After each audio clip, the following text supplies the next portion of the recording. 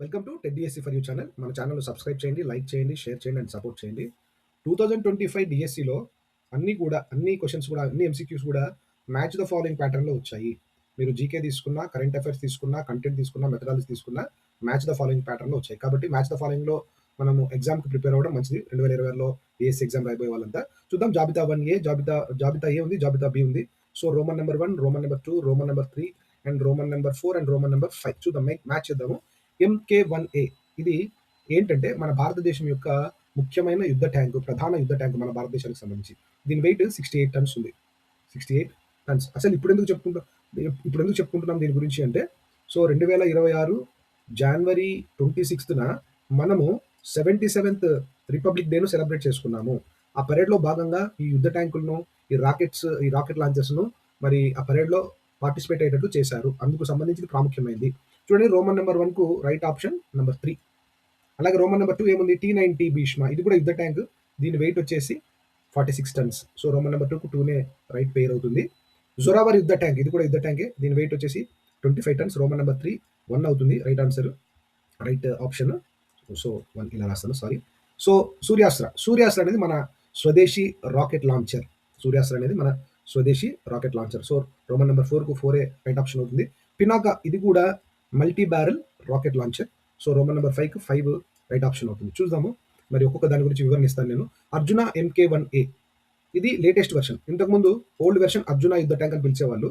ఇప్పుడైతే మరి అర్జున ఎంకే-1A అన్నటువంటి లేటెస్ట్ వెర్షన్ అనమాట. దీంట్లో ప్రత్యేకత ఏంటంటే, దీని ప్రత్యేకత 72 రకాల న్యూ ఫీచర్స్‌ని దీనికి యాడ్ చేశారు. అంటే ఇందులో భాగంగా రాత్రిపూట శత్రువులను అత్యంత ఖచ్చితత్వంతో ఈ అర్జున యుద్ధ ట్యాంక్‌లో నుండి వేటాడొచ్చు. అంటే నైట్ విజన్ ఉందన్నమాట. ఆ సిస్టమ్‌ని ఏర్పాటు చేశారు. ఇంకొక ప్రధానమైనటువంటి ఫీచర్ ఏంటంటే కెనాల్ క్రాసింగ్ సామర్థ్యం ఉంది ఈ యుద్ధ ట్యాంక్‌కు. ఇక్కడ బిట్ ఉంది ఫ్రెండ్స్, జాగ్రత్తగా గమనించండి. కెనాల్ క్రాసింగ్ సామర్థ్యం గల యుద్ధ ట్యాంక్ ఏదంటే అర్జున ఎంకే-1A అని గుర్తుపెట్టుకోవాలి. అలాగే ఇందులో 120 రైఫిల్డ్ గన్ ఉంటుంది. ఇంకొక ప్రత్యేకత ఏంటంటే కంచన్ ఆర్మర్ సిస్టమ్ ఉంది. అర్జున ఎంకే-1Aకు కంచన్ ఆర్మర్ సిస్టమ్ అనేటువంటి ఫీచర్‌ను యాడ్ చేశారు. దీని ప్రత్యేకత ఏంటంటే యాంటీ ట్యాంక్ మందుగుండు నుండి ఈ కంచన్ ఆర్మర్ అనేది ట్యాంకులకు రక్షణ కల్పిస్తది. సో జనరల్‌గా యాంటీ ట్యాంక్ మందుగుండు ద్వారా ఏం చేస్తారంటే వార్ ట్యాంక్స్‌ను మరి పేల్చేస్తారు. కానీ మన అర్జున ఎంకే-1Aలో కంచన్ ఆర్మర్ అనే సిస్టమ్ ఏం చేస్తదంటే అలాంటి యాంటీ ట్యాంక్ మందుగుండు ప్రయోగించినప్పటికీ ట్యాంకును ఈ సిస్టమ్ అనేది కాపాడుతది. నెక్స్ట్ దీని బరువు 68 టన్స్ తెలుసుకున్నాము. దీని యొక్క స్పీడ్ వచ్చేసి గంటకు రోడ్డు పైన 70 కిలోమీటర్లు ఉంటుంది. యుద్ధ క్షేత్రంలో అయితే 40 కిలోమీటర్ల స్పీడ్‌తో మన అర్జున ఎంకే-1A ముందుకు సాగుతుంది. అలాగే టీ-90 భీష్మ రెండవ యుద్ధ ట్యాంక్ గురించి తెలుసుకుంటున్నాము. ఇది రష్యా సహకారంతో తయారు చేసుకున్నాం మనం. అయితే భారత్‌లోనే అసెంబుల్ చేయబడుతున్నాయి ఇప్పుడు. ఇందులో ప్రత్యేకత ఏంటంటే లేజర్ గైడెడ్ మిస్సైల్ సిస్టమ్ ఉంది. లేజర్ గైడెడ్ మిస్సైల్ సిస్టమ్ ఉంటుంది. సో ఇది మనం గుర్తుపెట్టుకోవాలి. టీ-90 యుద్ధ ట్యాంక్ యొక్క ప్రత్యేకత ఏంటి అంటే లేజర్ గైడెడ్ మిసైల్ సిస్టమ్ ఉంది. అలాగే 5 కిలోమీటర్ల దూరంలో ఉన్న లక్ష్యాలను మన టీ-90 భీష్మ యుద్ధ ట్యాంక్ ఈజీగా ఛేదించగలుగుతుంది. దీనికి ఇంకొక ప్రత్యేకత ఏంటంటే ఎత్తైన సరిహద్దు ప్రాంతాల్లో, అంటే లడక్ వంటి ఎత్తైన సరిహద్దు ప్రాంతాల్లో ఈ భీష్మ ట్యాంకులను మోహరించి రక్షణ కల్పించడం జరుగుతుంది. నంబర్ 3 యుద్ధ ట్యాంక్, నంబర్ 3 కదా జొరావర్ లైట్ ట్యాంక్. పేరే చూడండి లైట్ ట్యాంక్ అని. అంటే దీని బరువు చాలా తక్కువ 25 టన్స్. దీని ఫీచర్స్ చూద్దాం. 2027 గణతంత్ర దినోత్సవ వేడుకలలో పరేడ్‌లో ప్రత్యేక ఆకర్షణగా నిలిచింది ఏంటంటే జొరావర్ యుద్ధ ట్యాంక్.